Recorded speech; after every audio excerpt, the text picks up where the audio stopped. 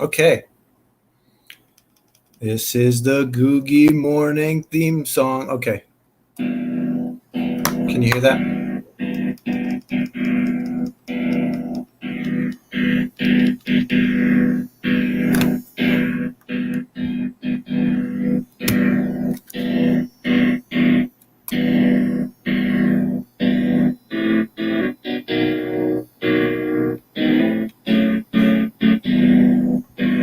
Hello?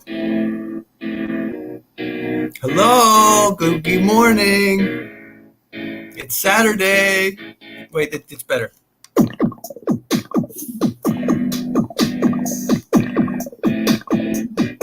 Googy morning. Googy.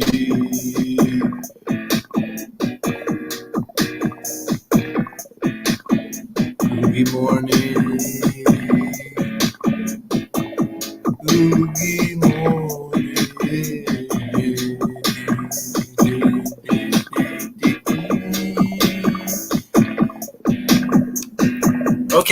Okay. Hi. Googy morning. Thank you for being here. I'm Riley. I got my coffee. I got my snack. I got my dried fruit and my nuts. Got some cashews. Hi. Thank you for being here. Googy morning is a morning show where sometimes I do something left brain, thinking. Sometimes I do something right brain, feeling. This is a thinking episode with some feeling too. I don't know. Let's not simplify it. I'm already going too fast. I got to slow down.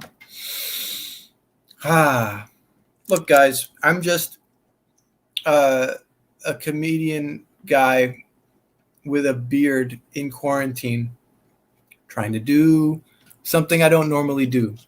I'm trying to read more, and I'm trying to report on what I'm reading. And hopefully we can all come away with a better understanding of something.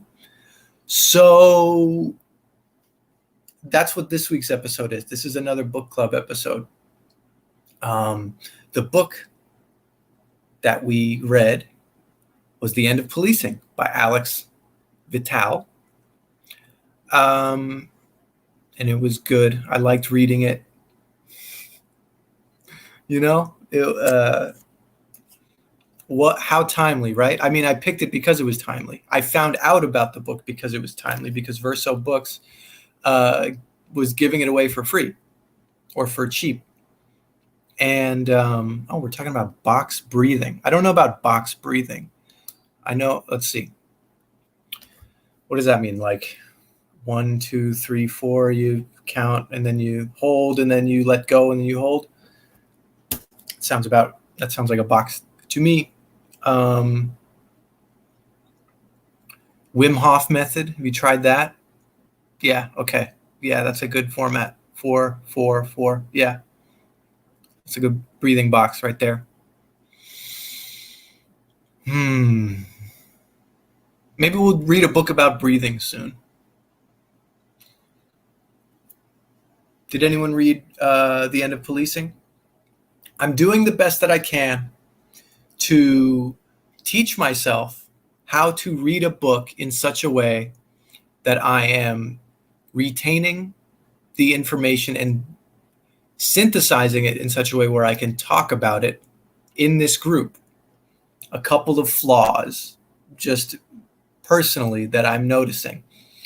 I spent a lot of time highlighting passages that confirmed how I already felt about the police. And in an effort to read the book quickly enough to have completed it, to bring it to the discussion, I didn't spend a lot of time meditating on the alternatives and the suggested reforms, the solutions in place. Thanks, Dustin. Thank you for reading about half. Yeah. Plus, we all have lives going on. Me, not so much. But, if you got to work, if you got to prepare to teach students in the fall. My God, my heart is with you if you're a teacher right now. If you've been protesting, if you've had to work, if you have a job like delivering food, or God, if you're a medical professional right now, my goodness. Okay. Times are tough. Okay. It's bad. Look, I'm already getting flustered just because it's mind-boggling how much is happening right now. I've also decided to go on a Twitter fast. I logged out. It's been a long time since I logged out. I mean, long before quarantine, I was plugged in all day, every day, pretty much, or just constantly. It's just that's the absent-minded thing to do, is just take the temperature of everything going on Twitter. So I logged out. I think I'm going to try staying logged out for a while. How am I going to get my news? That was my main way of getting news. Checking in on who the police are beating up, the response to whatever the president was doing. Yes, logging out is self-care, but that's okay. That's like taking the splinter out of my finger. What ointment am I going to replace? How am I going to fill that void is an important question too. Reading books is one way. Been exercising a little bit more. This is less of a show than it is a weekly check-in of how I'm doing. What a great, if you're getting something out of it, thank you for being here. The left brain episodes are a little bit more thinky by design. I think Elena is surprised to know that I logged out. I think I told her. Whoa. Okay. I live with Elena. She lives with me. We live together. We're married. Okay. Maybe she'll be a guest one day. I don't know. I don't know if she would want to do that. Okay. No, the ointment part. Got it. Yeah. It was pretty good for like on the spot analogy. Got to admit when I do well. That's part of self-care. Okay. Take a sip of water, then we're really going to get into it. The housekeeping for the show. All of you already must know this, but the money that I get, that you donate to Googy Morning, I cut that in half and I send that to a different charity. This week, I'm sending my money, half of my profits, to the National Bail Fund Network Directory of Community Bail Funds. Self-explanatory. It's a national network of bail funds to help people being held captive. Also, if you have sent $20 to the show and you have not yet received a postcard, or you haven't gotten any kind of correspondence about receiving a postcard, take your donation receipt, email it to googymorning@gmail.com, and we will make sure that information gets to me and that I will send you a postcard. Another thing we should mention is that not all the money that you send to Googy Morning goes directly to me. It also supports Bryson. It supports Jess. It supports Hex. And they are, I couldn't do this show without them. They are extremely generous, helpful, and patient with me as I try to put together a show every week. And so sending your money to Googy Morning also means helping the people behind the scenes. And that means a lot to me. And if this show means anything to you, that should mean something to you too. So thank you to Planet Scum's infrastructure. What else?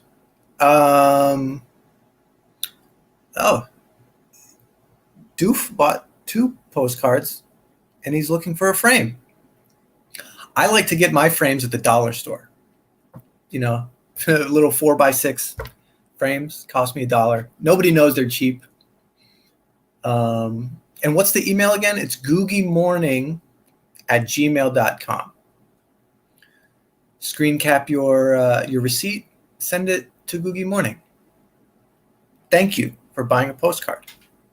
And if you don't know what the postcards look like, I don't know if we have any new viewers, but look, if you've never been to the show before, I draw my little space noodles. They look like healthy guts, or they look like brain waves, or they look like worms, or they look like little channels. That's just what I draw when I,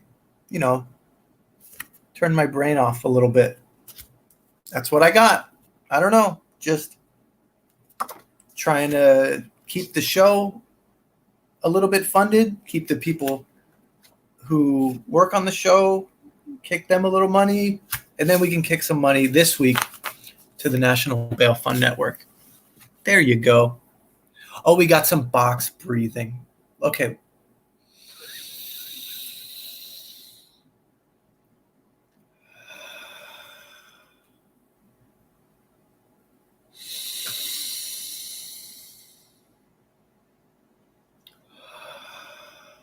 Somebody knew I needed that.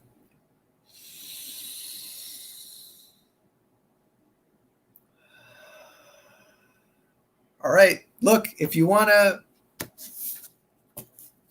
send some more relaxing gifts, if you can tell that I'm getting a little flustered talking about things a little bit out of my reach intellectually, go right ahead.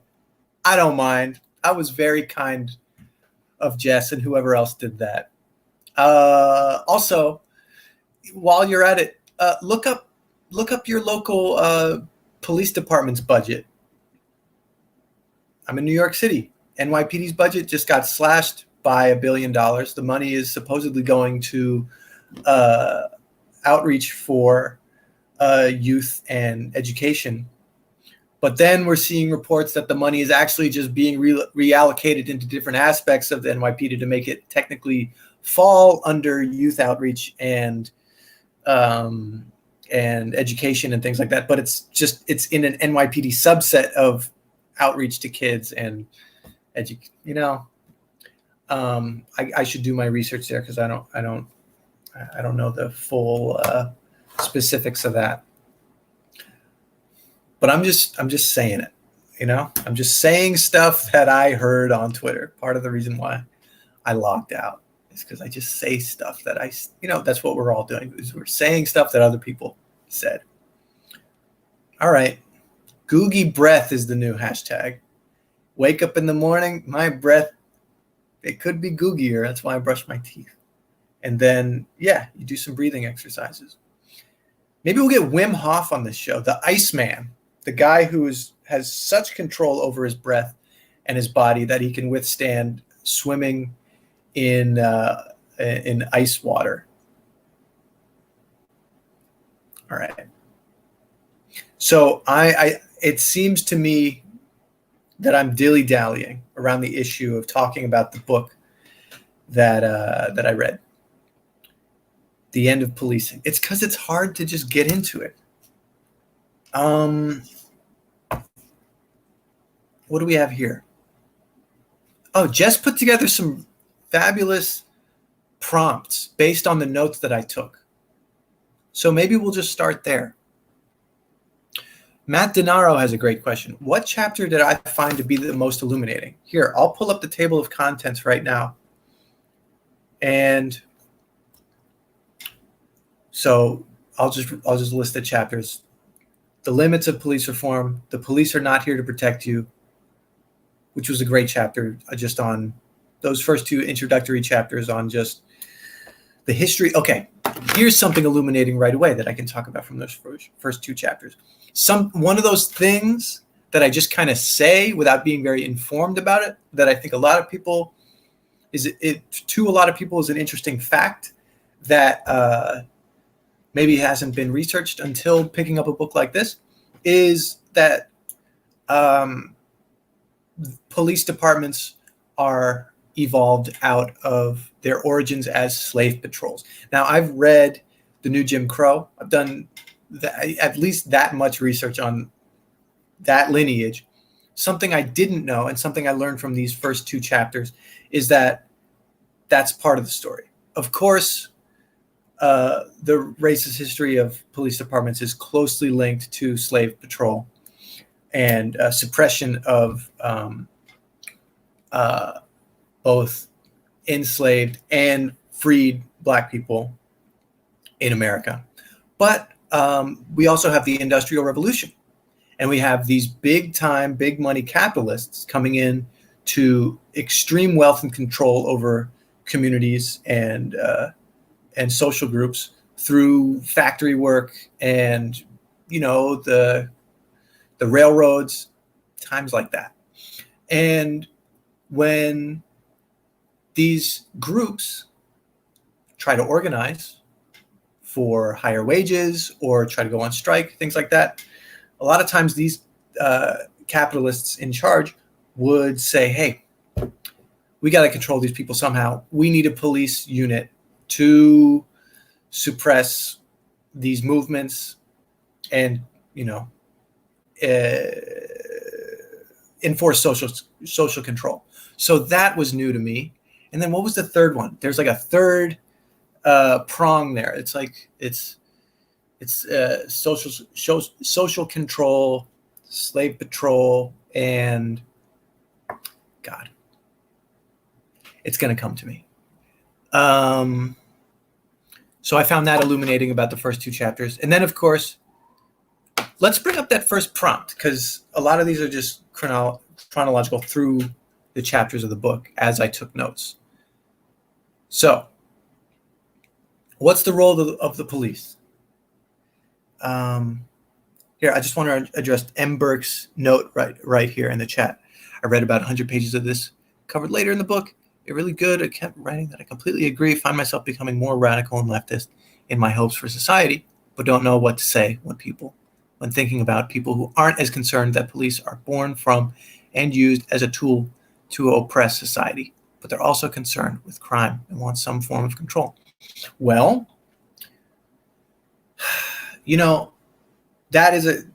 I'm concerned with particularly this platform of using Googy Morning to educate myself and kind of show my work, because I know that I am not really exposing myself to people who disagree with me.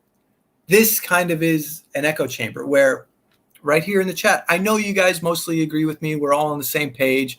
We all are kind of left-leaning, comedy adjacent, nerdy. We all got that kind of that flavor going. If you disagree with me, speak up, challenge me, please. But part of the problem here is that I don't expect to be challenged very often, like oppositionally. Of course, intellectually challenged by using parts of my brain I don't normally use, rather than try to entertain or be entertained. I'm trying to show off what I'm learning about the bigger world out there. And yeah, broke physics, I did just call you all nerds. Don't try to challenge your nerdiness with a name like broke physics, okay? Thank you for watching, by the way. Please don't leave. Yeah, we're trying to clarify our thoughts here. I think about being challenged ideologically a lot. I think that's part of why I read this stuff, is because I'm trying to equip myself for the hypothetical ideological challenge.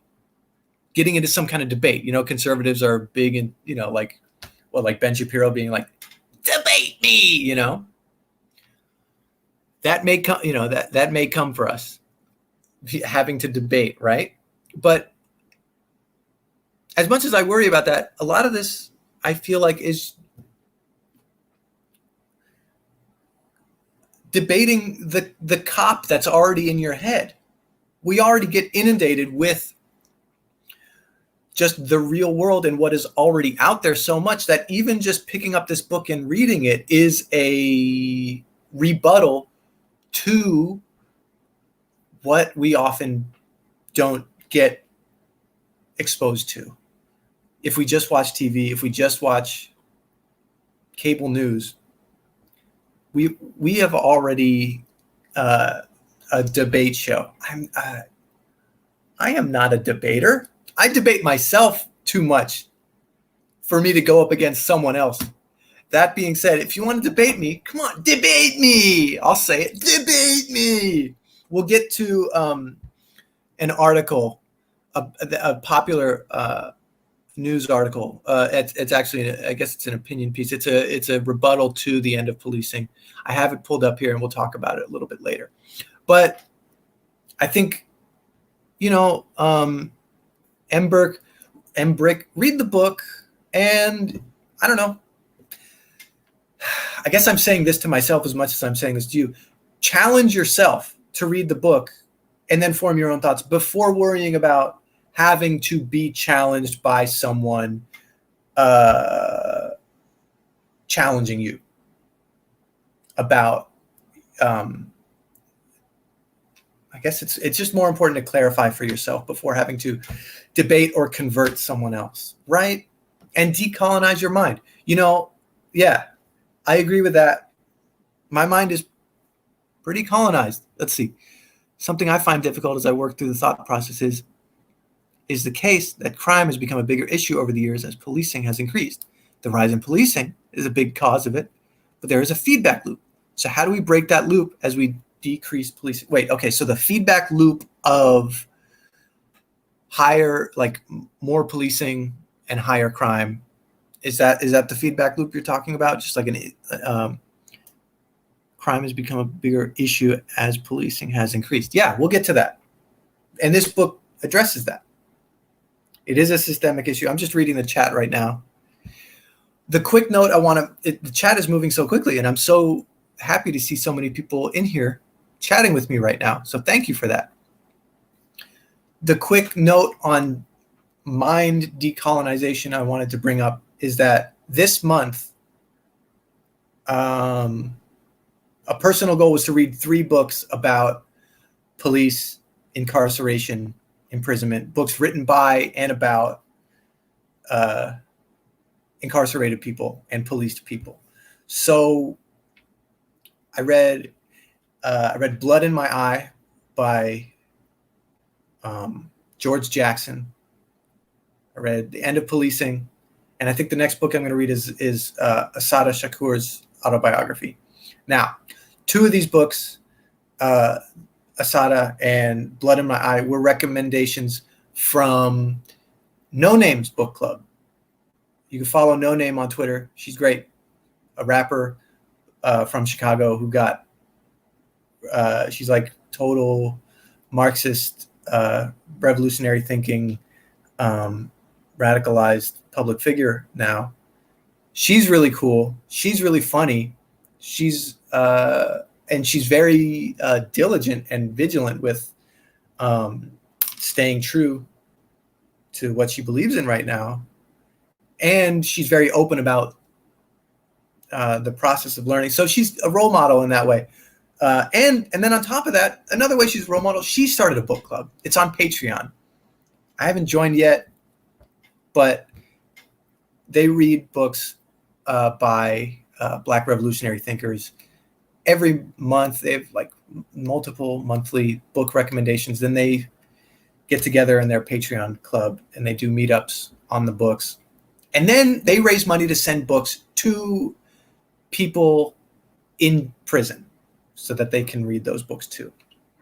So that's admirable. That's actually one of the main inspirations behind me doing my version of the book club. I should send her some money. I should send some money to her book club. I should just join it. All right. Seems like a big debate has broken out in the chat. Let me see if I can quickly, let's see. The rise in policing hasn't accompanied a rise in crime stats, which is wild because one would definitely assume they'd both be linked. They evidently are. That blew trash people's mind. But as we have these conversations with the people who don't agree that policing needs to change, we need to be able to address their concerns about crime. True. But again, as we'll discuss, the increase in violent crime doesn't really go down as a result of more policing. And I have some, okay. And Broke Physics is saying that most crimes are directly related to poverty. Police directly serve the upper class. Okay, so let's bring up those prompts. Let's get right to it, because that brings it up right there. What's the role of the police? Okay, well, it's to protect capital, to protect and serve capital.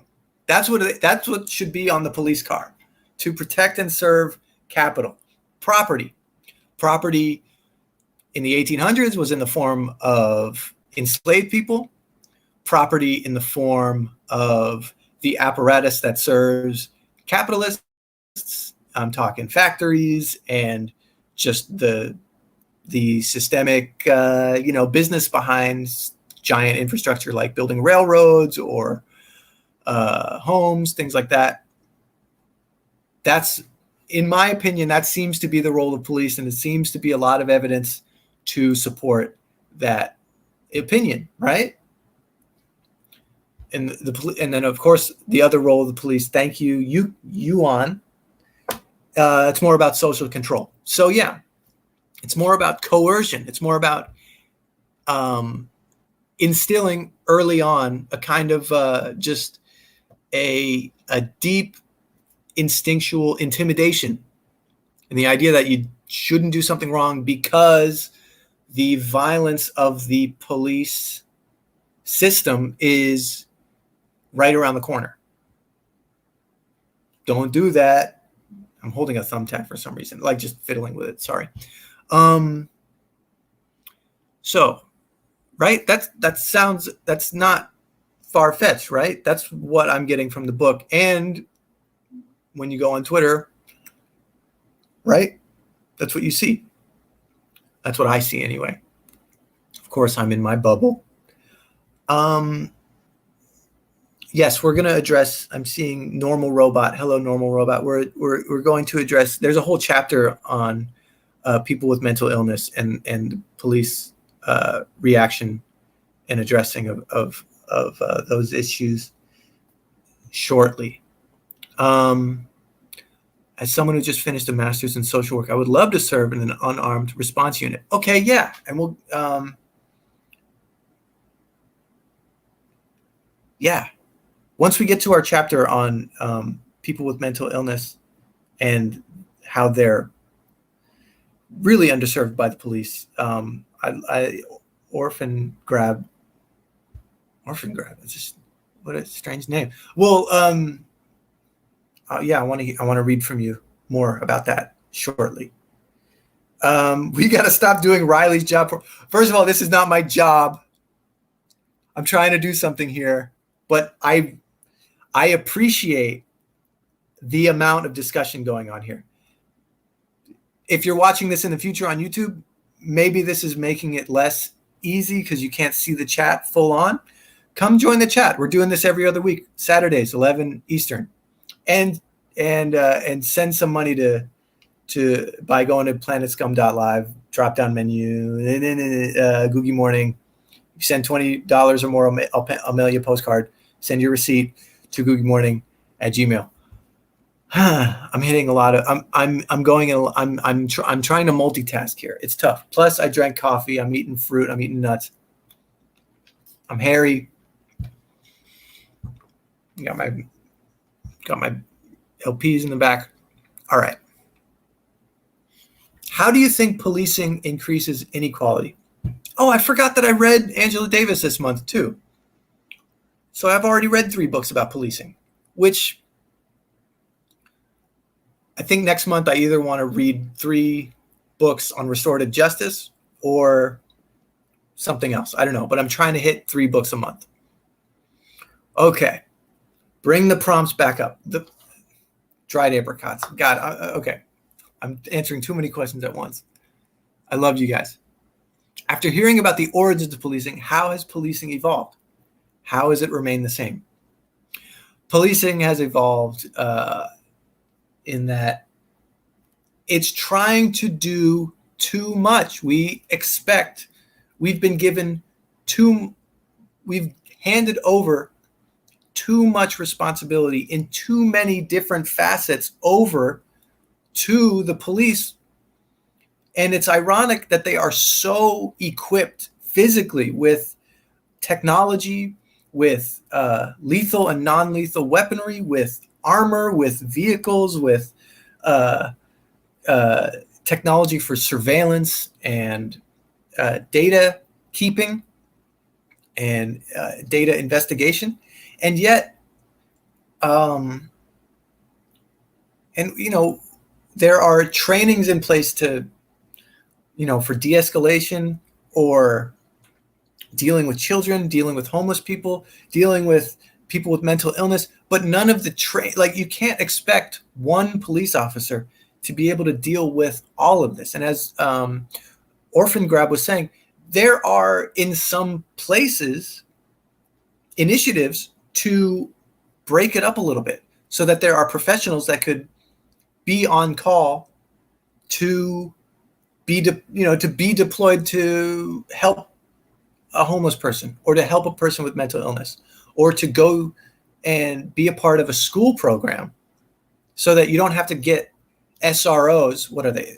School something officers, school resource officers, basically police in school.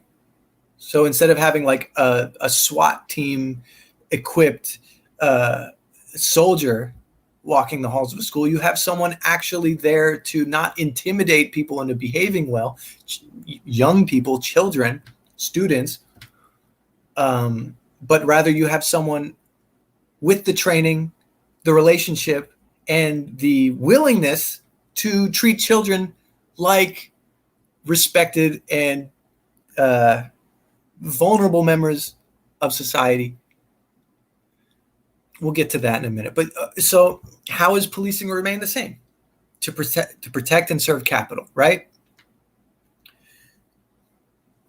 People steal, people break windows of businesses, and the police get real mad. People protest in rich parts of town, police get really mad. I mean, I know I'm simplifying right here, but okay, how can I say this in a more constructive way? The people, the government agencies in charge of the police deploy the police more urgently in response to destruction of property in protest of police violence, rather than the government agencies in charge of the police reining in police violence when the police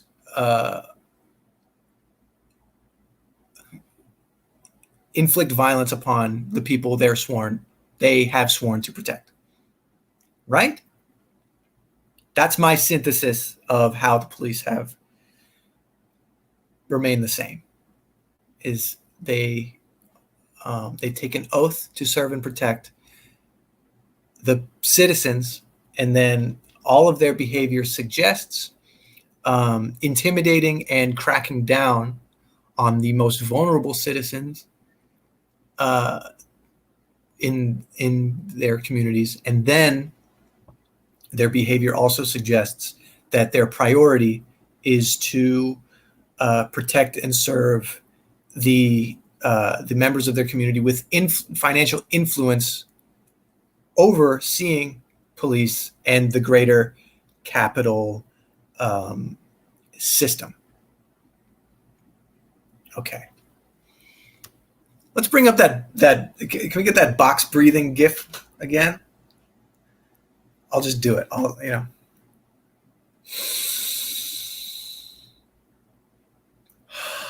Is everyone breathing? I know you are, but it's good to think about it for a second. Oh!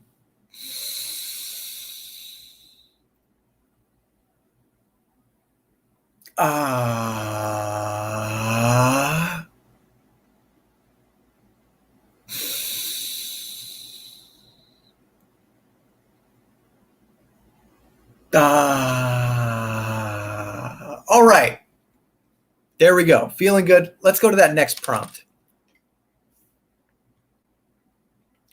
Prompt number 2, school to prison pipeline. Okay. So right away, I'd like to address the fact that this chapter takes a holistic approach to the school to prison pipeline that I was not previously aware of.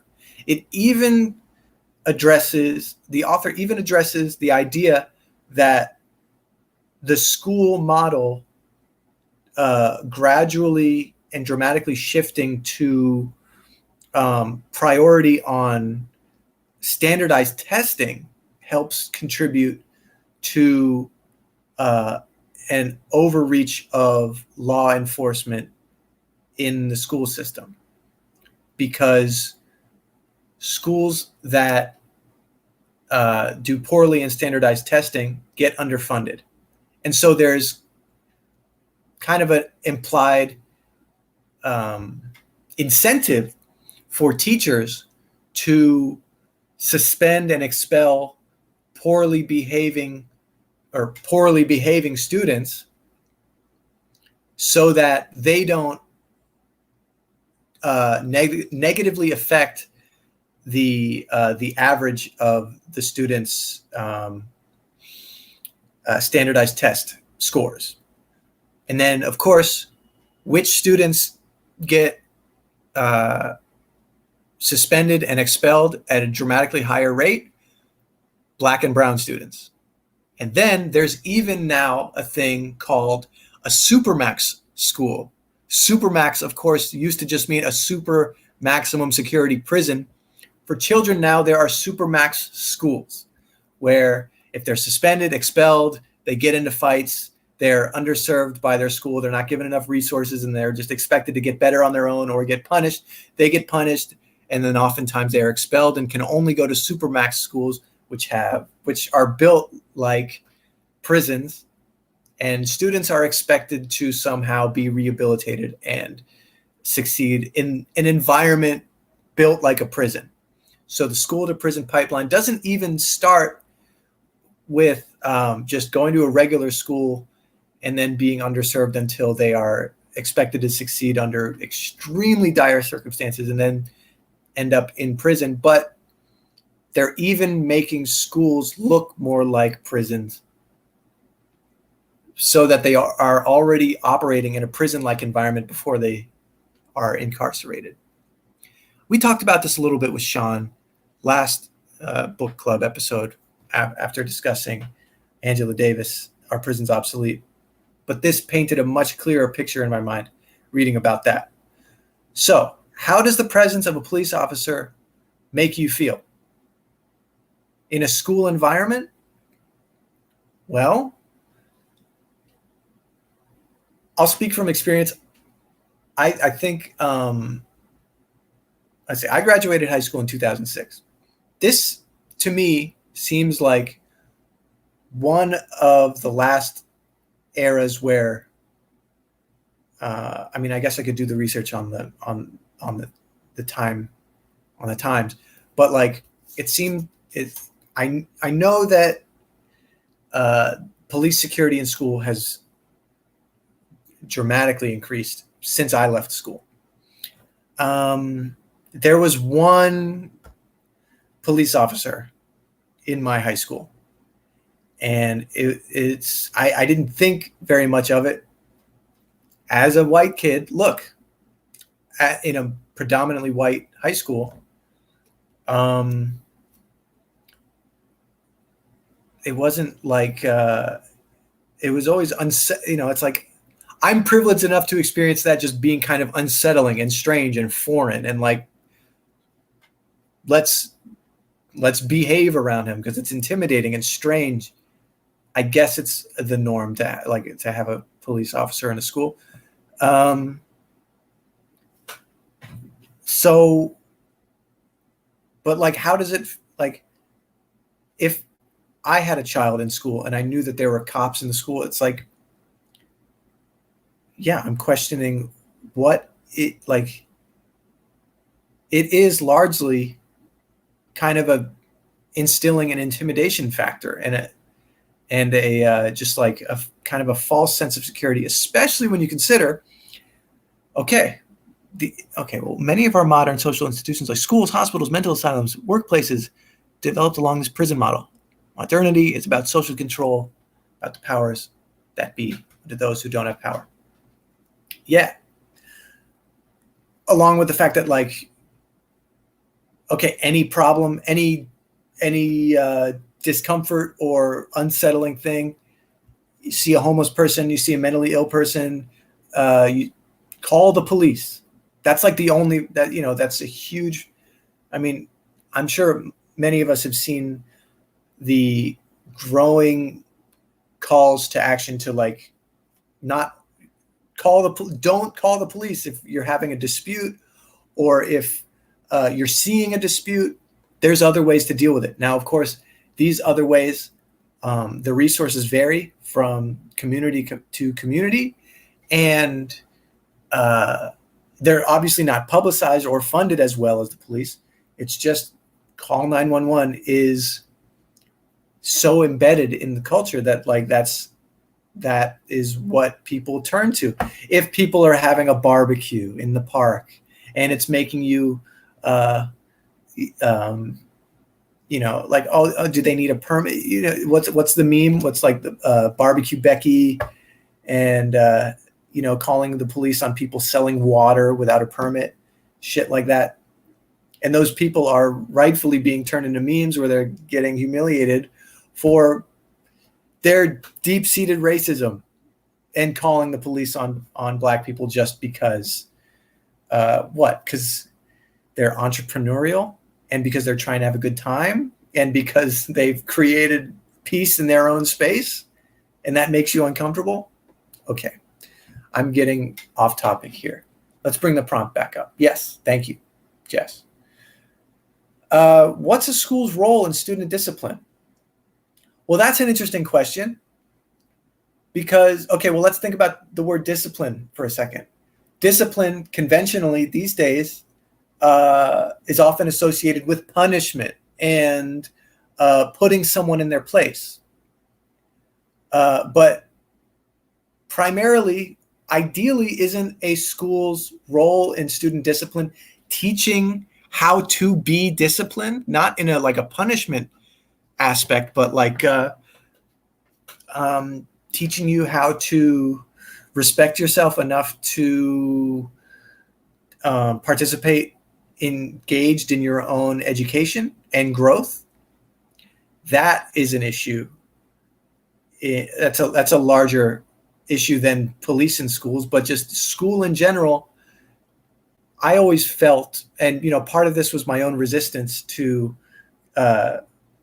learning. I was a bad student in high school, but I feel like so much of discipline in school came from do this work, learn this way, or else you fail, rather than a model of take an active role in discipline, and over time you'll see that discipline isn't just a punitive measure, but it is a self-mastery. It's a practice of self-mastery. Now, where do school resource officers fall into that role? They really don't. They fall into that punitive measure. And of course, there are arguments for the reform of SROs in schools where we got to give them training to deal with, or, to be friendlier and to, be like a resource that you can come to with a problem and things like that. But there are already people in schools trained to do that. Guidance counselors, teachers, how about giving them more resources? This is the main point that I'm probably going to stress over and over again, which is that there are roles that already exist to be a constructive resource for people in need, for underserved people, for people in danger. And the problem isn't really going to be solved by giving police who have this warrior mentality a little bit of extra training in, being a better mentor for kids, or being, a more understanding, ally in the fight against like gang violence or drug rehabilitation, homelessness. You can't expect these warriors that we've trained to all just like on a dime switch and be like, oh, this person, I can assess this person's mental health issue and give them the resources they need. No, there are. I'm going to repeat myself many times making that point. So that's just, I'll just move on and we'll get back to that point because I'm going to keep bringing that up. How does restorative justice differ from policing? How can it be effective?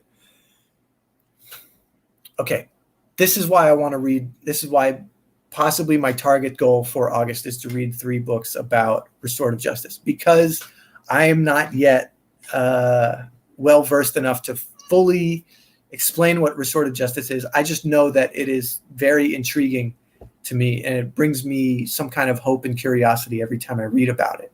But that being said, how does restorative justice differ from policing? Well, instead of putting someone in a system where they are punished and then they are put in a database and then they're kind of actively pursued by the police and kind of given every opportunity to fail and fail again and then be put away for it, restorative justice puts offenders and people in need and the people that have been offended in a room together, and everyone is asked what their needs are. Rather than being told what you need to do to improve, it's it's a psychological frame of going, okay, well, obviously your needs haven't been met, and that's why you acted out in this way. So how can we better serve you by understanding your needs?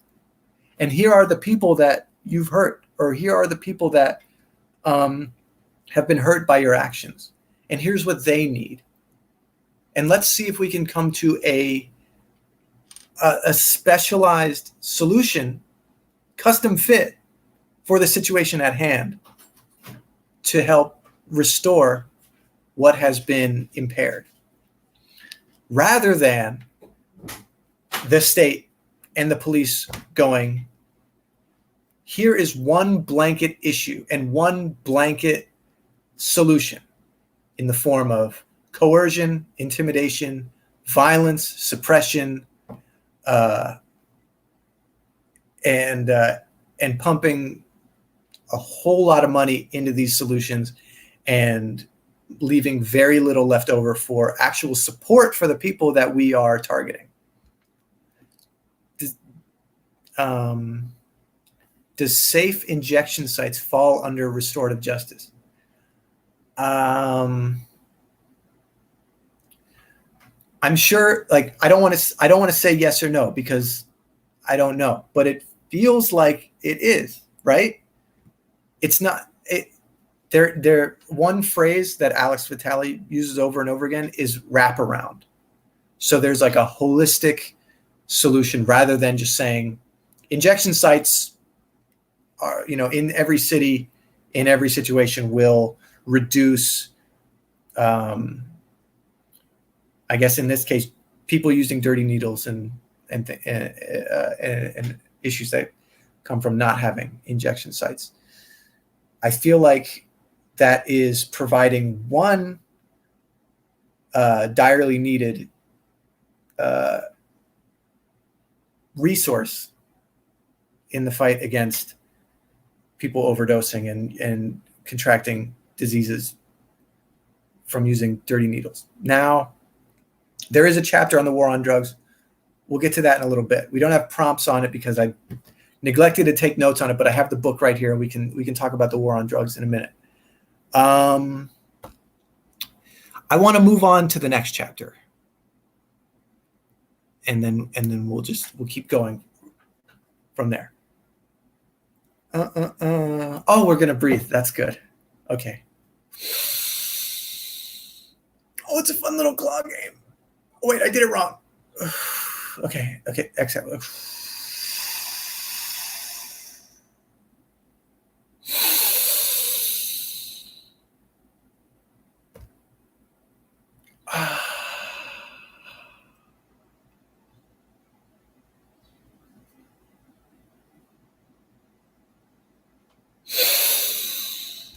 All right, we're back. We breathed. We breathed.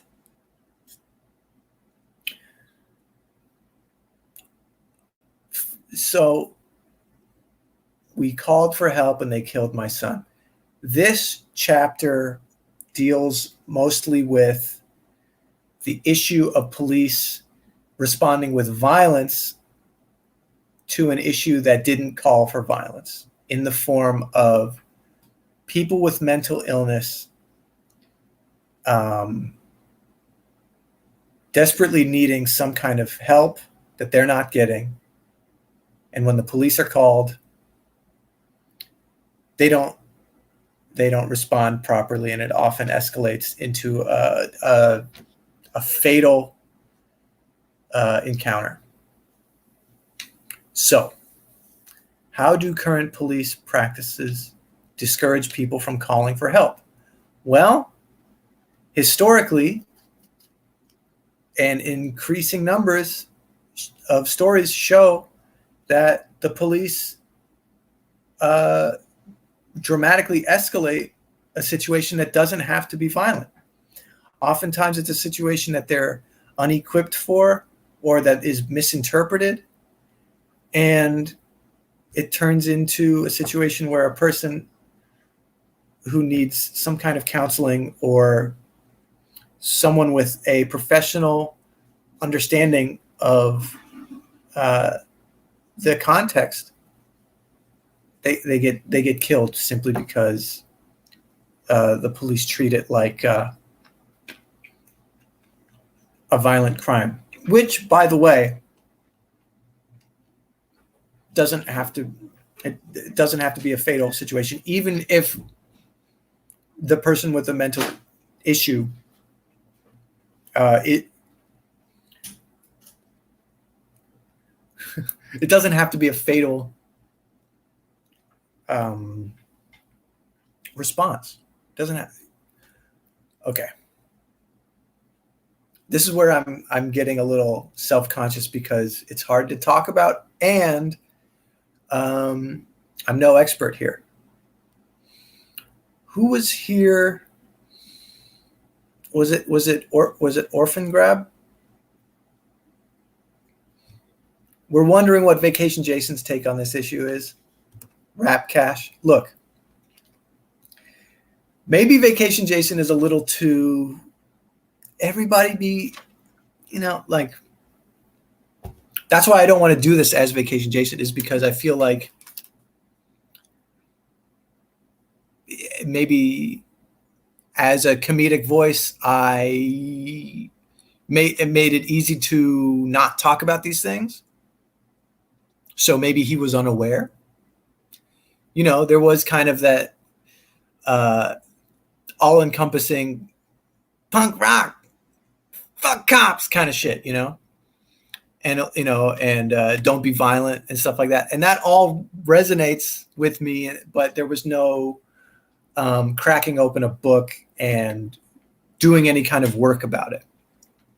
If there in the future is a way for me to filter these more informed opinions into some kind of Vacation Jason message, I'm all for it. But I think, and I know this was, and I've addressed this before, but it's like I felt there was an imbalance where I was trying to joke about being chill and being on vacation while being compassionate and informed about issues brought up in books like The End of Policing. And it just, the scales were tipped in such a way where it wasn't comfortable to put on the clown nose and then also go, oh, by the way, Black Lives Matter, all cops are bastards, defund the police, donate. You know what I mean? I was going to start a Vacation Jason book club before Googy Morning even started, but it was going to be like beach reads. We were going to read like fucking Jimmy Buffett's memoirs and surf noir, and doesn't feel like the time or place. Okay, so police killing people with mental illness. Let's bring up that prompt again. What does it mean to decriminalize mental illness? Okay, so as discussed in Our Prisons Obsolete, God, I don't have the statistic in front of me, but a great number, a large statistic of people in prison have mental illness issues, and they don't have access to treatment, medication, rehabilitation, counseling. They're just locked up. So a lot of times people are in prison for basically their lack of resource. This is another thing that's just going to come up again and again, is lack of resources to help their problems, whether it be poverty, access to mental health counseling or medication, lack of community resources. These are the things that are criminalized. We're basically, the state is punishing people for their lack of resources. And so that in the form of mental illness, we're talking about decriminalizing mental illness. Sorry. But I will say it's helpful to recognize what is criminalizing. Okay, I framed it as what is criminalizing mental illness. So what is decriminalizing mental illness? In my opinion, it seems to be pumping money into programs and personnel and strategies that help people with mental illness before the police are called upon to intervene, escalate the situation, and criminalize the people that need help. This is another one of those wraparound issues where if mental illness wasn't so stigmatized and pushed into a corner where it's hard to talk about, then maybe it would be funded better. Maybe there would be greater access for people who don't yet have access to either the treatment, the medication, or just the resources they need. Maybe then there would be less issues with people. I mean, of course, people are going to act out. Certain people are going to act out certain ways if they are afflicted with certain mental illnesses. But if society in general had a greater understanding of mental illness, if society had a greater understanding of resources to call upon instead of the police, if the police had a better understanding of resources to deploy rather than just sending a police officer to restrain somebody, to capture somebody, to punish somebody for having those issues, if the prison system had better strategies in place for addressing mental illness rather than grouping them all in with every other convict. And then,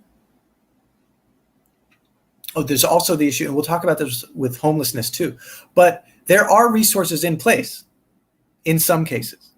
However, a lot of those times, those resources are only available to people after they've been arrested and after they've been put into the criminal justice system, which can be traumatizing and can lead to the death of the person if the situation escalates after a certain point. So to decriminalize mental illness, to me, means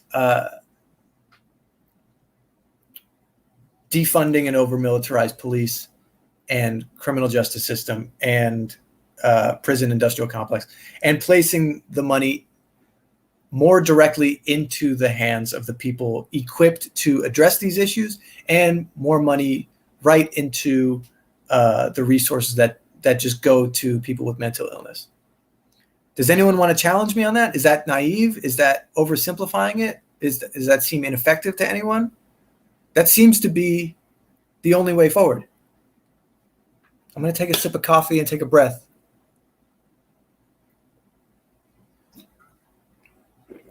It's a coffee break.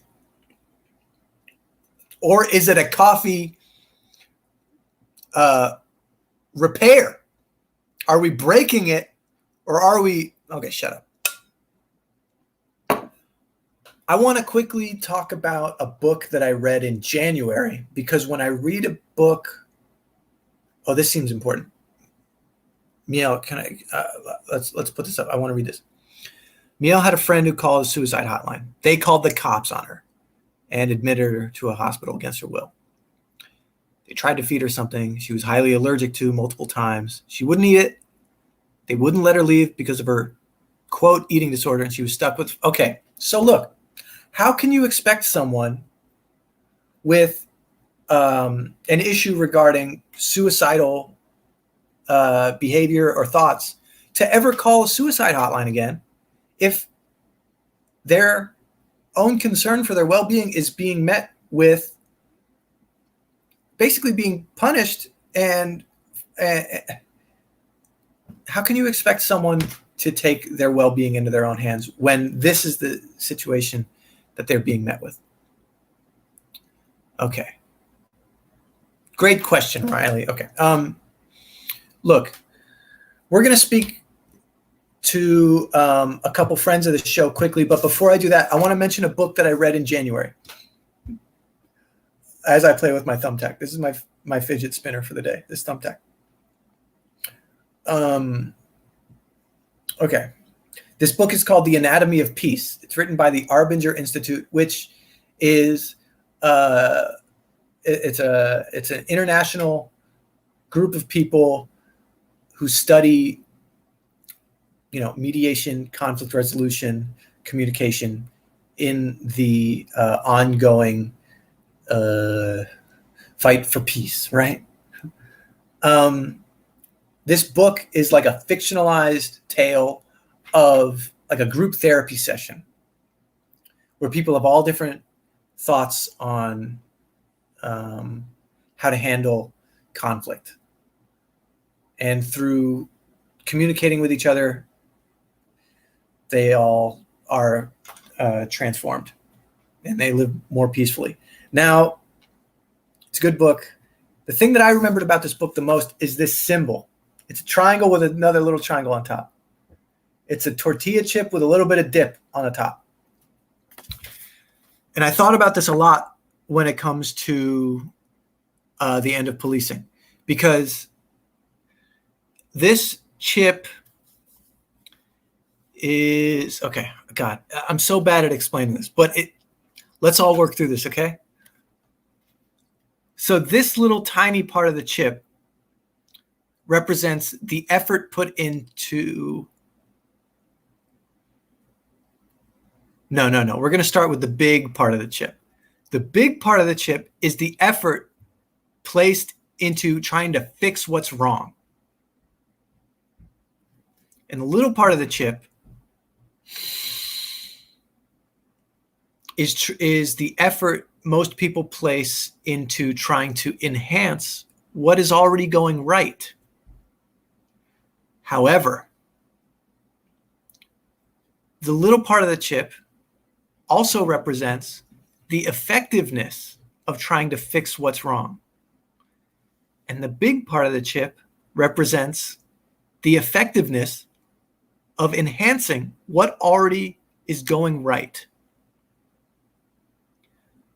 So I think about this chip a lot. On a personal level, I do a little bit of a chip flip when I think about like what I don't like about what's going, just like on a personal level. If I have any kind of personal issues, we are conditioned to think a lot about what's going wrong rather than appreciate what's going right. And so we focus so much on what's going wrong, and it doesn't do much, rather than being grateful and proactive about what we can control and what we can appreciate. And if we were to make that mental switch, things would probably end up going better, because we would be focusing more on what realistically we have so much more of, you know? So when I think about this in terms of policing,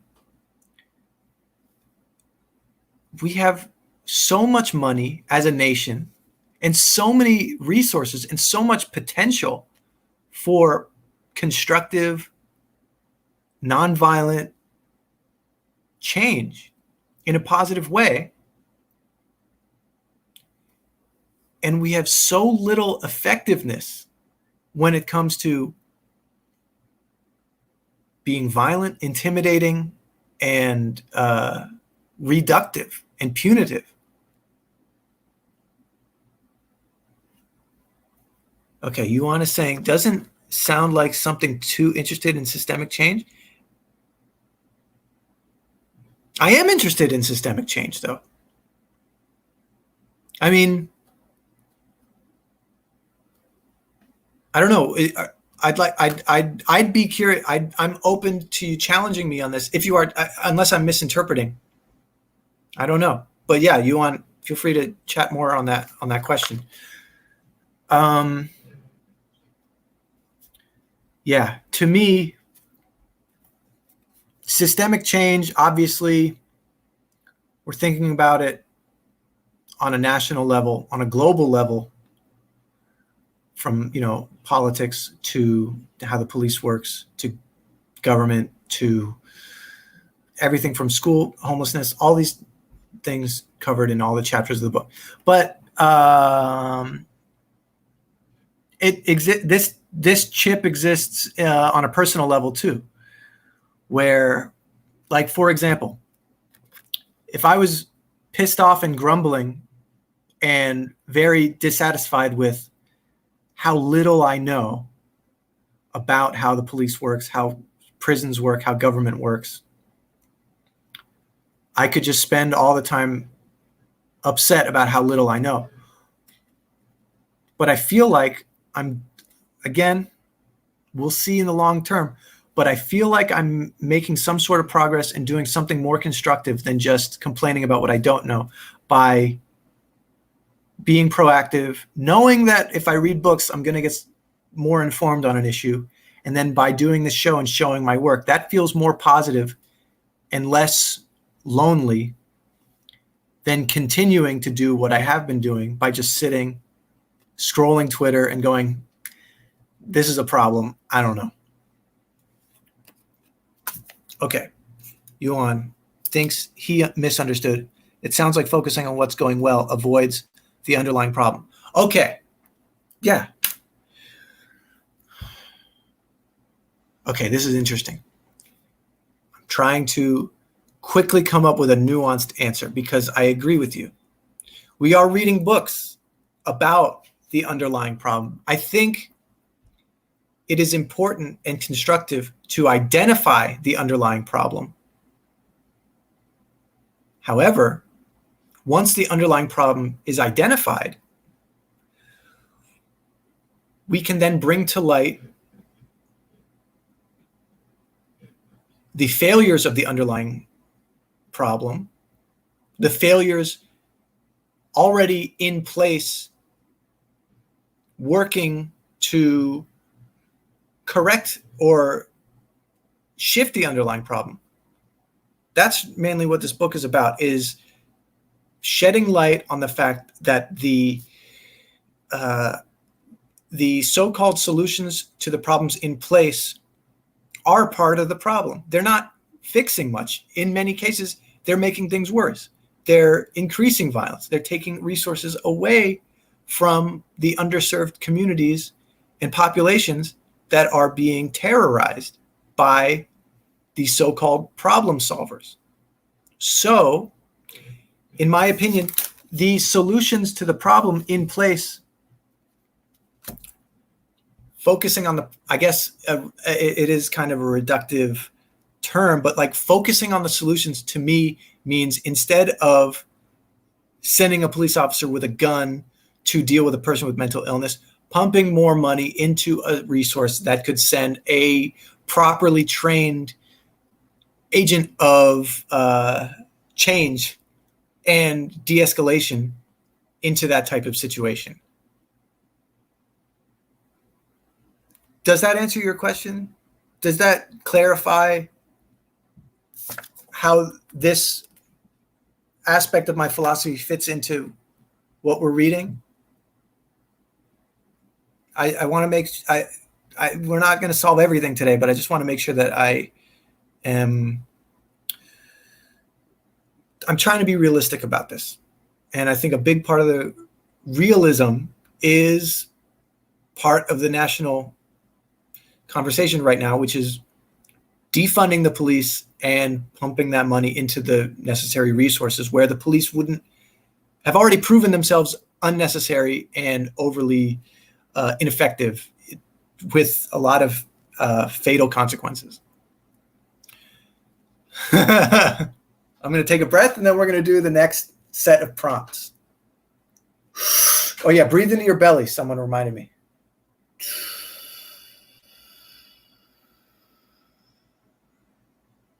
We got gifts on gifts on gifts on gifts on gifts.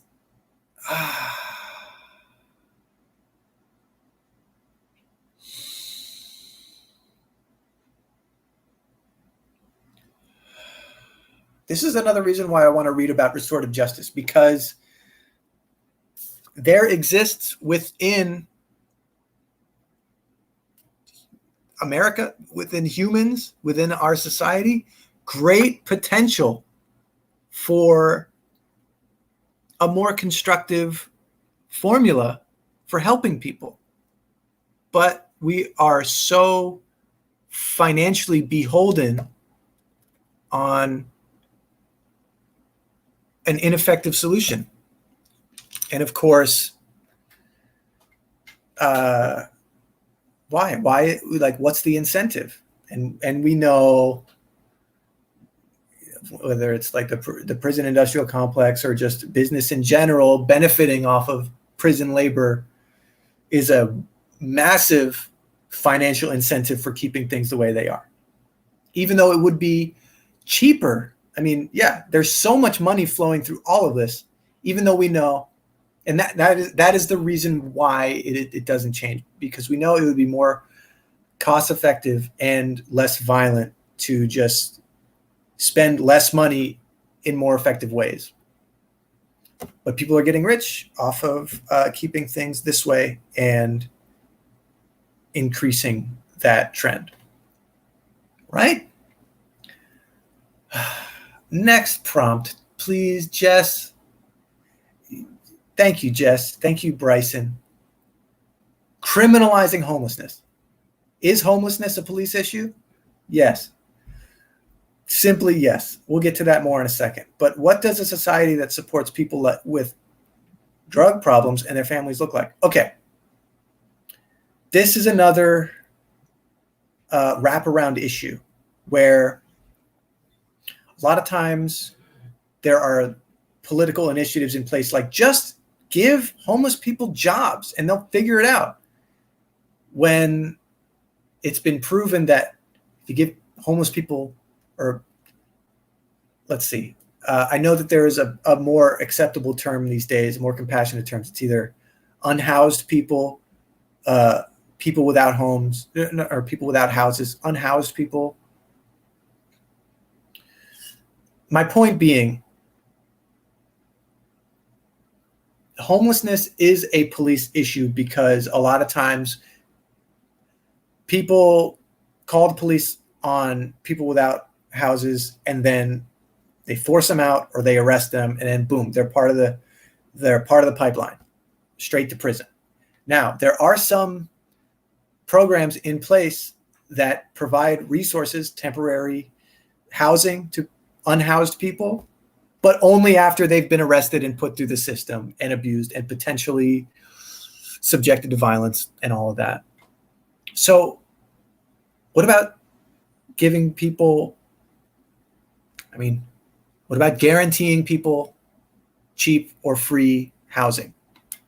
What about the wraparound issue of giving people not only that type of housing, but a job, and not just a demeaning menial job, but what about a job with some kind of room for growth, so that they're not stuck in an unsustainable living situation where they have to choose between food and rent?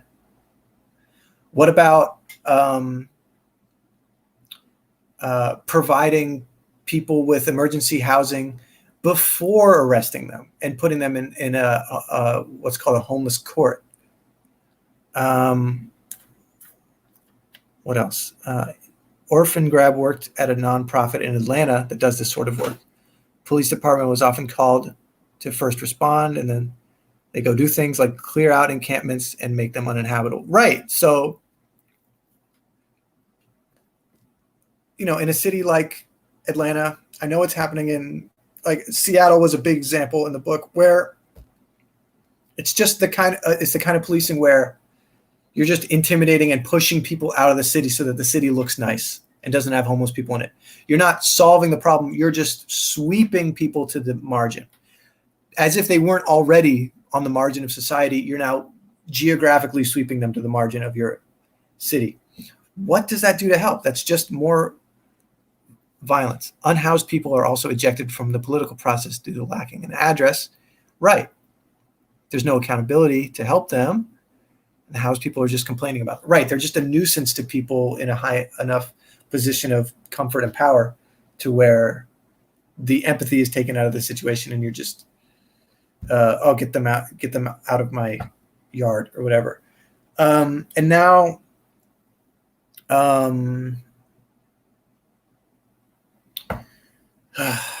it's exhausting to think about how bad we're failing these people. And yeah, how do you expect people without a home or without a house to get a job when they can't apply for a job without an address, a phone number, an email address? It is like there's so many flaws in the design that you can't just say, we'll give homeless people a job and they'll be better, or they'll be more able to stand up on their own. Like, it has to be a holistic thing. And then, of course, there's the large statistic of people without houses that have, like, all the issues compound and interlock, from mental illness to having no place to sleep to having no job.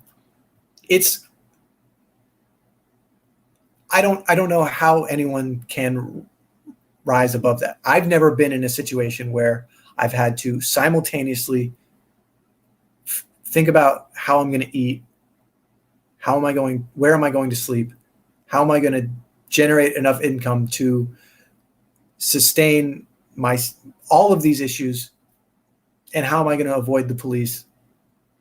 How am I going to, right?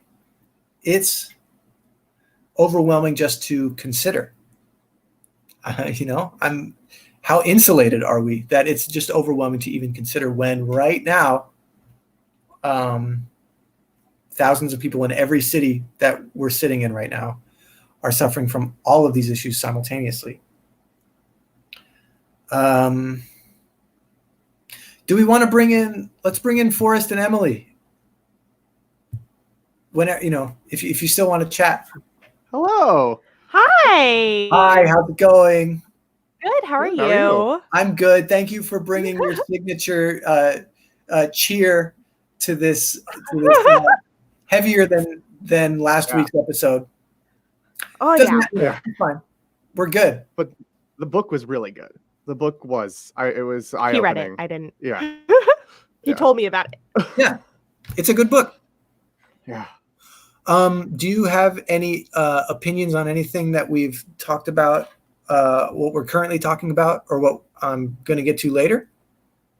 I think that one of the things that kept coming up throughout the book was that given the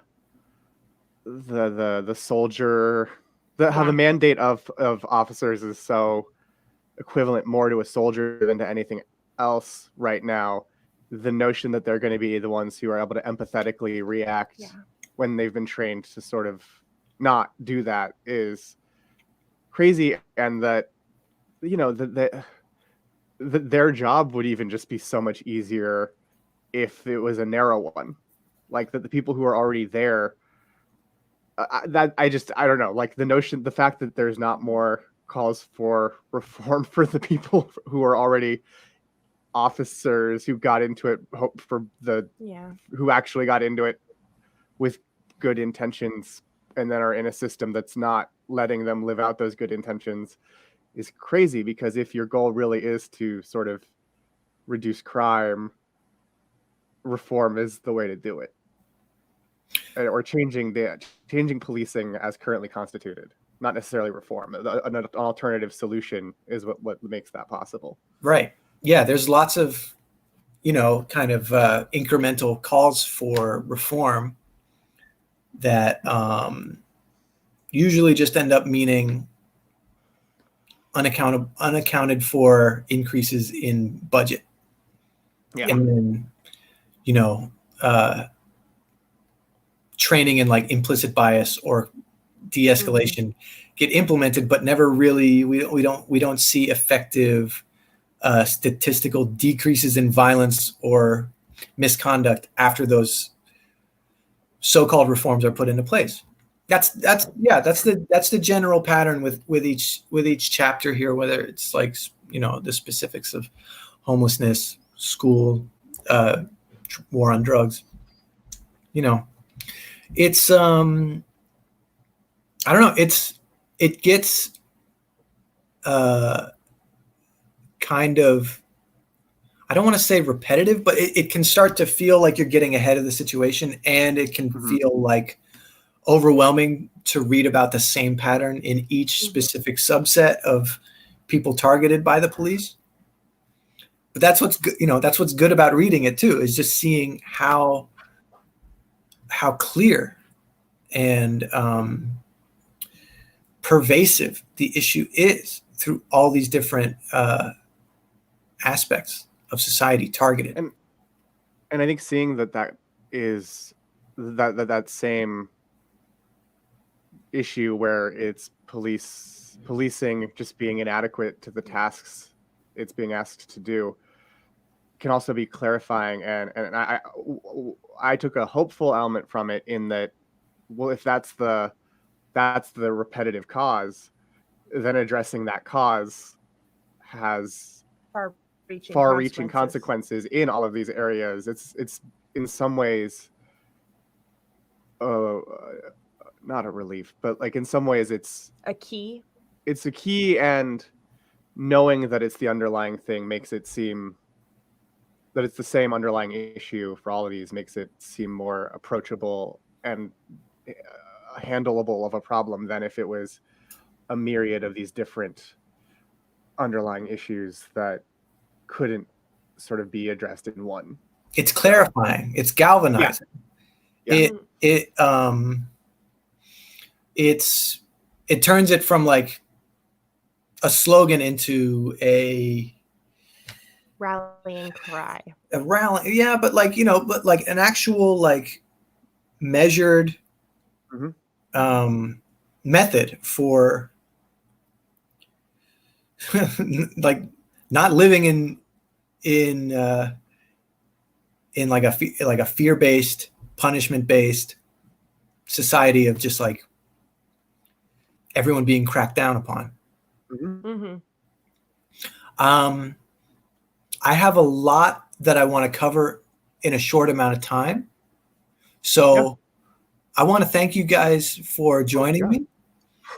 Thank you. Thank you for having us. I did want to mention something really quick that I thought you would find interesting. I got really excited when you were talking about the triangle and the concept of enforcing what is good. Because I found in my research lately, Wavy Gravy, the guy who did Camp Win a Rainbow and all those things. Still doing it. Yeah, they did the security for Woodstock and had this idea of the police force, with the idea being they would have people go around and use improv and theater techniques to enforce good behaviors. And they also had a bunch of armbands, like they had a red armband that would be like, please do the good thing. And whenever they saw someone being exceptionally responsible, they would give them an armband and be like, you're on the police force now. Yeah.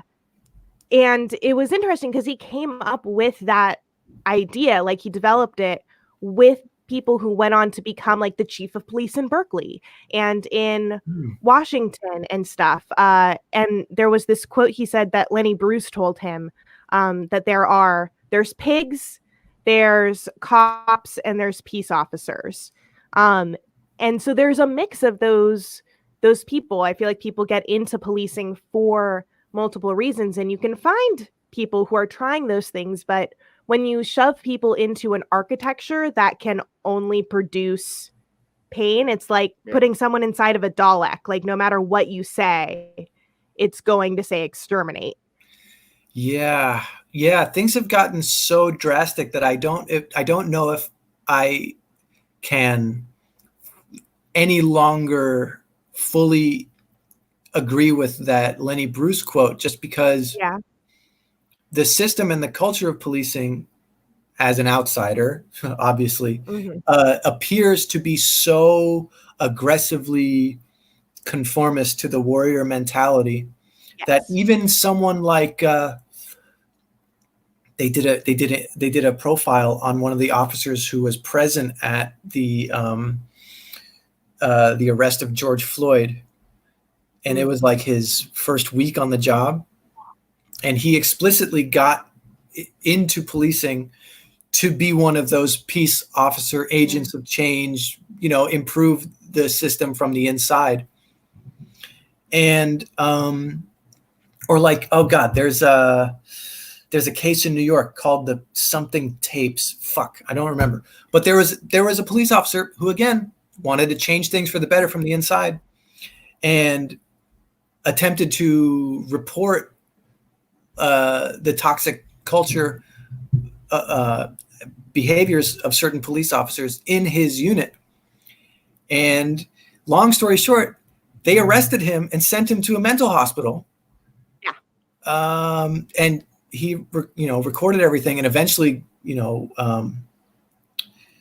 I think I got to read that story again. Was exonerated, got those police in trouble or something. But like, it's just the culture of this kind of wall of, the brotherhood, the warrior mentality is just so solid that, like, how can we expect peace officers to be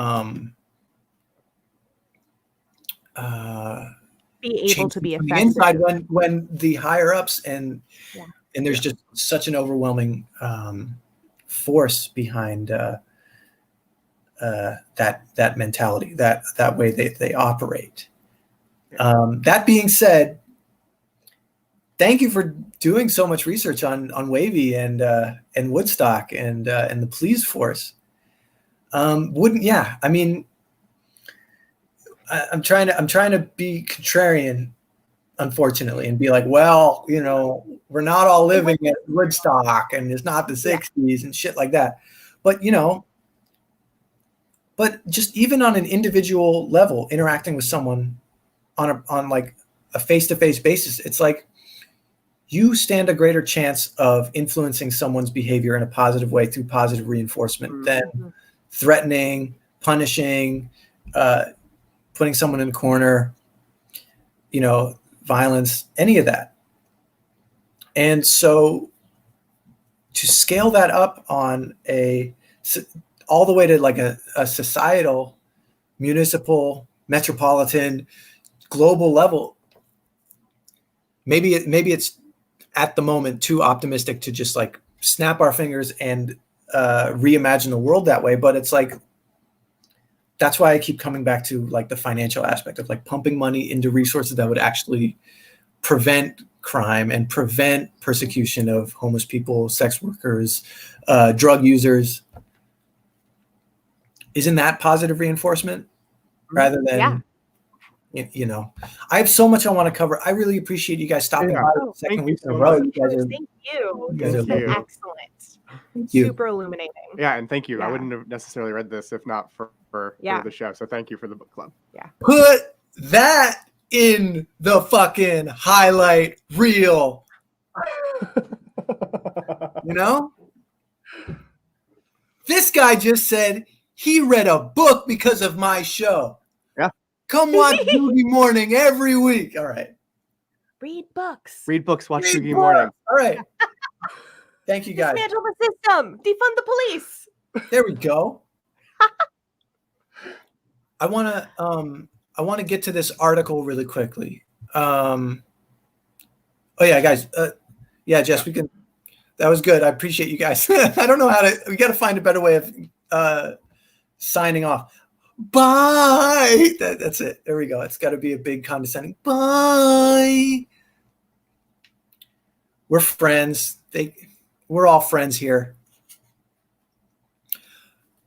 Before we get too caught up in the next chapter, I want to do a little bit of looking into just a little bit of the opposition, the contrarian point of view behind or adjacent to the end of policing. I'm going to do a share screen, little technology called share screen. Okay, can I share this tab? I don't know if this is going to work. Application, Chrome tab. Here we go. Okay, look, we did it. Can you see this? I can't tell. This is the end of policing left me convinced we still need policing. One of the most prominent books on police abolition doesn't have a good answer on violent crime. Okay. Whatever. Fuck the share screen. You can find the article. Basically, the article brings up a bunch of points about why the book has ineffective points of view. But right in the byline, here, I'll repeat this byline. This is important. One of the most prominent books on police abolition doesn't have a good answer on violent crime. I disagree with that. And I think that point of view invalidates a good portion of the broken down arguments within the article, because we know that the state has a monopoly on violent crime. It is violence that is the number one disciplinarian of the citizens that are policed. You steal from a store, you're discouraged from doing that because the police will be called. You do drugs, or you're open about your drug use or your sex work or your homelessness, police are going to find you and punish you and incarcerate you for that. And then if you add on top of that nonviolent crime, okay, homelessness, sex work, drug use, nonviolent crime, and the police respond with violence to that crime, that is a great majority of violence in the state right there.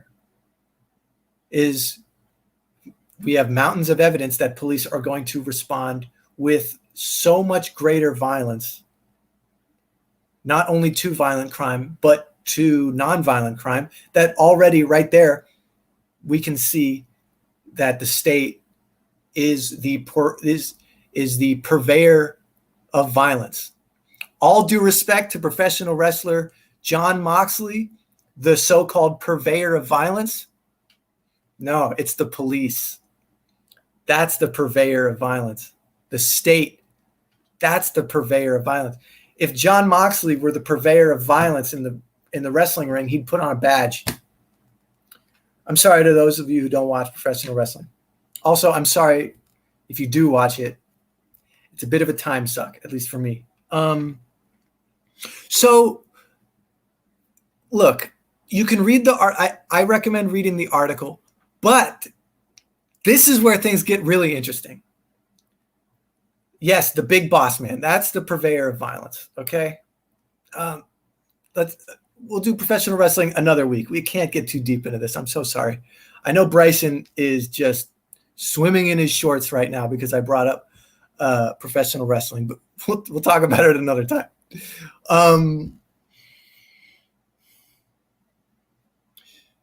Breathing. What's Bryson saying? Okay, and we have more prompts ready. Okay, look, I want to. This is really interesting because before I logged off of Twitter, I started following Alex Vitale, and so of course he had a rebuttal to the article that Matt Iglesias fundamentally misunderstands violent crime, and because it's the police doing more of the violence than the nonviolent offenders. So there's that. But then in the article, which was widely publicized because who retweeted it? Barack Obama himself retweeted this rebuttal to The End of Policing by Matt Iglesias. And then it got a whole bunch of publicity.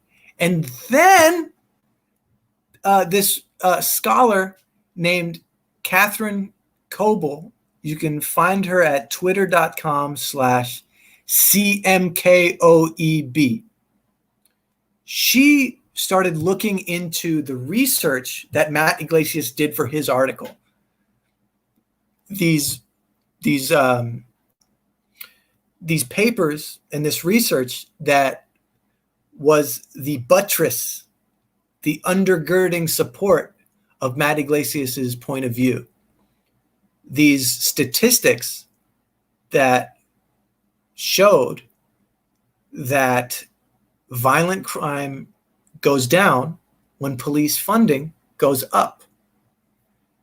Now, me being a little strapped for time, admittedly, I'm still a student here. It's hard for me to fully pay attention, keep my attention, especially when my viewpoint is being challenged. That's my flaw, And I'm looking at this article. I'm already disagreeing with this guy, and he's linking to all these different studies. I'm going, I'm not going to read that, but I am going, I'm bummed that someone did the research and found out that this shit just doesn't line up in the way that would be ideologically satisfying for me, Damn.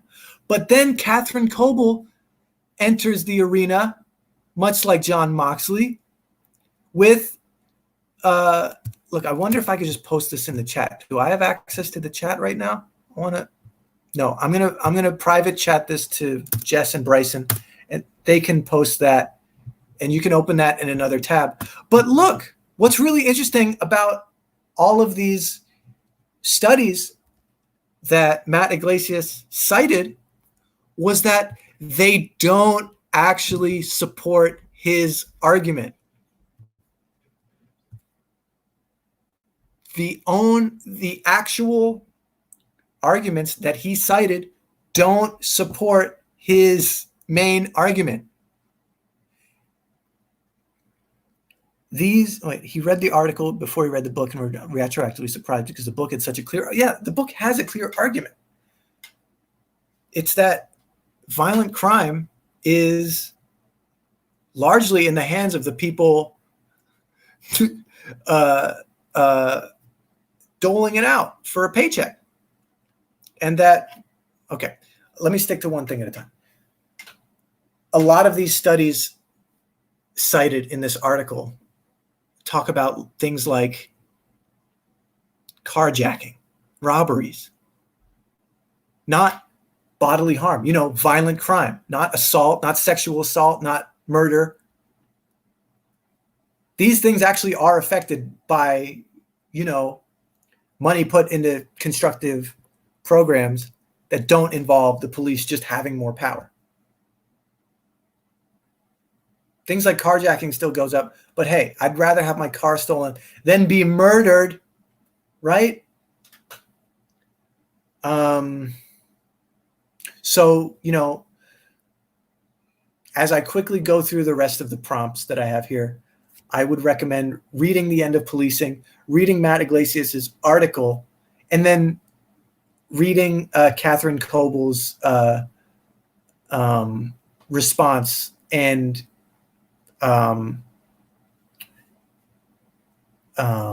her summation of the actual statistics behind the studies that Matt Iglesias posted in his article. So yeah, so all of that said, what is Matt Iglesias's incentive for misrepresenting those facts? Is it, and if we can't even trust Barack Obama, I mean, Barack Obama seems like someone who does a lot of research or is very well informed. We would hope, right? What does it say about former President Barack Obama that even he is misled to the point of these studies that don't even support his point, and he still feel like, is that just, I mean, that's indicative of a lot of things. It's indicative of like, okay, retweet culture and everyone having very quick answers for everything on Twitter and being able to just spread an opinion and say, hey, look, this is the part of the argument that I agree with, ignoring the part that I don't. But really, like, as a journalist, as like one of the three head like executive editors in chief of Vox, why would Matt Iglesias, I mean, I guess there's also the assumption that people aren't going to look too deeply into okay.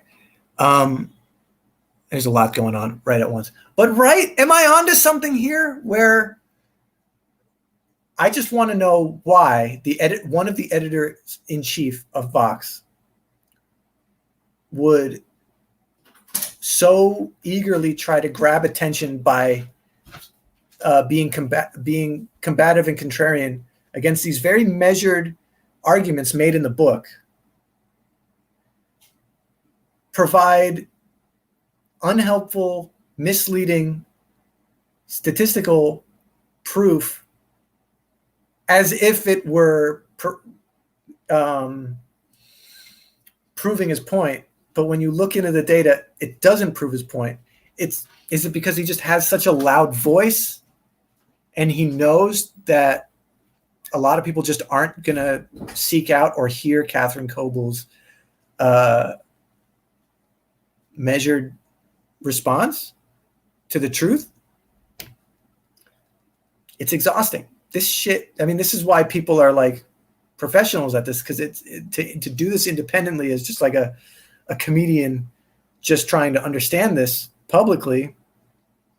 Look at how tongue-tied I am at this. This is hard. So those are the resources that the book, the article, and then the tweet thread are the three things to keep your eyes out for if you're interested in this kind of stuff. You must be if you're still here, right? We are running a little bit low on time. I want to get to the next prompt just to talk a little bit more about the notes that I took on the book. Gang suppression. Does policing function as it were made to? And what are the alternatives to policing? We're kind of beating a dead police horse here. No, policing, well, yes, policing does function as it was made to. Suppressing and intimidating the weaker elements of society that has to succumb to the will of the state, right? And what are the alternatives to policing? Okay, so in this chapter specifically, they talk about like gang outreach. Like there's like, especially in like LA and New York, there's task forces that are largely unaccountable, but their goal is to suppress gang violence through, I mean, what boils down to a lot is like surveillance, intimidation, and, you know, surface level shit like, let's get the kids playing sports with cops, and, you know, let's get police familiar with police. Let's get the children affected by gang violence familiar with police presence at a young age, just so they know that they're being policed right away. The book makes a substantial argument for the fact that like communities know what they need to heal and thrive without police presence. However, the ongoing trend is, let's put more money, resources, and power into the police to try to control the situation rather than giving money back to the community and building up an actual structure of leadership within the community in a holistic way. Not just giving kids like a sports program to give them something to do rather than be violent, but, you know, how about you stop killing leaders in the community that are trying to do something when they speak out against the police? How about making sure everyone's well fed, well housed, you know, well educated? It just, you know, in trying to talk about all of this part, the solution, it gets me tongue-tied and at a loss for words, because you then start talking about all the just like the all-encompassing ways in which society and the government has failed the most vulnerable members of the community and society. And then because they're the most vulnerable, they're more likely to act out or have to resort to illegal means to survive. And then that makes them more vulnerable in the immediate sense of like they're going to be arrested, subjected to violence, and thrown into mass incarceration. So it's hard to like, especially as an untrained, largely willfully ignorant member of society, insulated from all this for so long. You got to kind of bypass the guilt to like look at this head on. And it's like the privilege to be exhausted by the information rather than actually being exposed to the actual violence of the state is it takes a different kind of endurance, but it's like what a luxury, what a privilege to handle it this way rather than through actual experience, you know? I didn't even get to like the policing of sex workers and the war on drugs. I feel like we talked about the war on drugs with mass incarceration. You know, learning about sex work and how like there's incentive for sex workers not to carry condoms when they're doing their work because you can, you know, the police could pull over and search someone, and if they're holding condoms, then it's like, well, that's evidence that they were doing sex work. But how do you safely do sex work without condoms? Like, okay, well, do you risk infection and pregnancy, or do you risk being arrested for doing the work? And then of course it's all wrapped up in like the morality issue, rather I didn't prepare for this. It's just I'm exasperating myself because I didn't prepare for that element of the conversation. But what about legalizing and decriminalizing sex work and drug use? Sure, drugs would be more readily available if they were legal, but they wouldn't be so stigmatized. And if we take money out of policing drug use, making it less stigmatized, then maybe there would be more resources for treatment, in the same way that there's, right now, even there's inadequate treatment for like alcohol abuse. But there is at least a resource for destigmatized alcohol abuse treatment. There is, unless you're like, you can afford hundreds of thousands of dollars that go into, rehabs like Betty Ford centers and things like that. Yeah, that's like an entirely, okay, yeah, policing was made to serve only the white upper class, and it still does. Right. I mean, we talked about that with homelessness, sweep them to the margins. With sex workers, with drug users, with people in gangs. It's just like the all-encompassing goal with anything but people who like hold influence is to efficiently and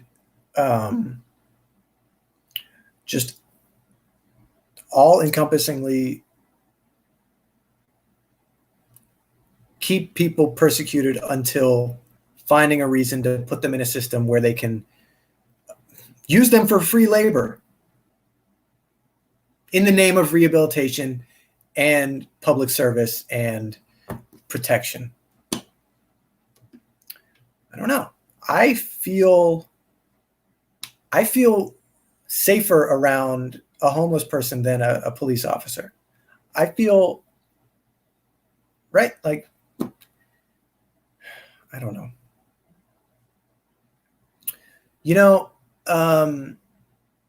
We're coming up at the end of the show for today. I'm capping it off at 2 hours.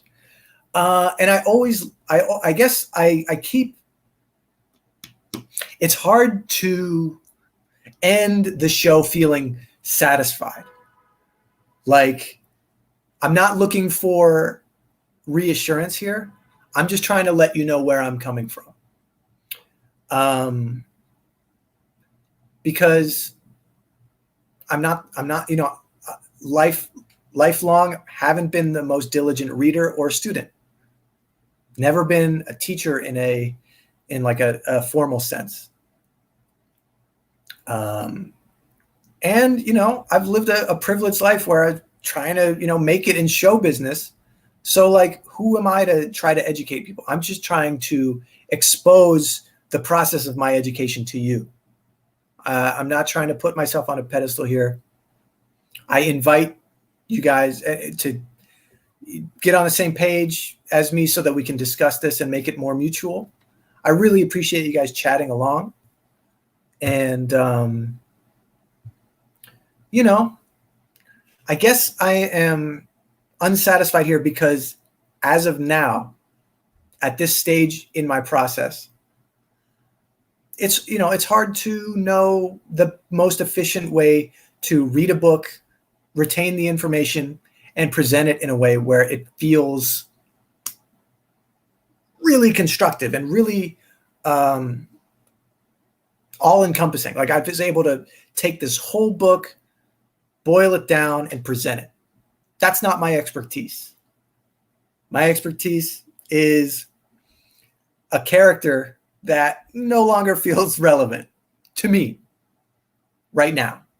Maybe we'll get back to it once things start to, change for the better a little bit, The things I would like to remind you at the end of the show, if you can, I know we're all strapped and living through a pandemic and the Great Depression right now. But if you'd like to show your appreciation in a material way for this show and for Planet Scum, support the show. Go to PlanetScum.live. If you'd like to support this show directly, give, a drop-down menu, hit Googy Morning. If you send me $20 or more, save your receipt, send it to googymorning@gmail.com. You'll be sending money to me. I will be cutting my profits in half and sending that to this week, the National Bail Fund Network. And you'll also be supporting the people behind the scene. Jess was so fundamentally helpful in putting together these prompts. I dumped all this info, like the same way that I'm brain dumping to you right now. I highlighted a bunch of passages, sent them to her, and she boiled it all down and turned it into those prompts. I couldn't have done this show without her.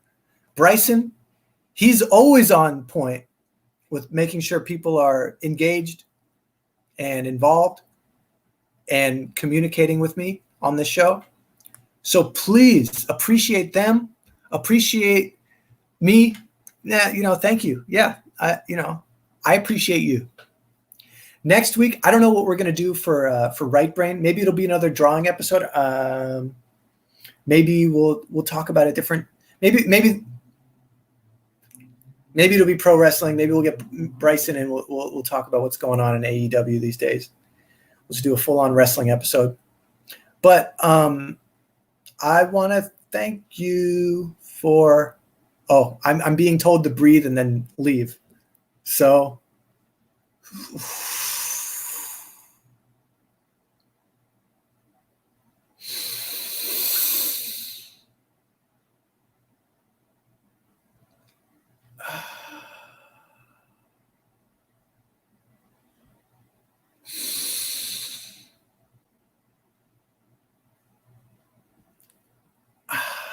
Yeah, guys, keep breathing, keep reading.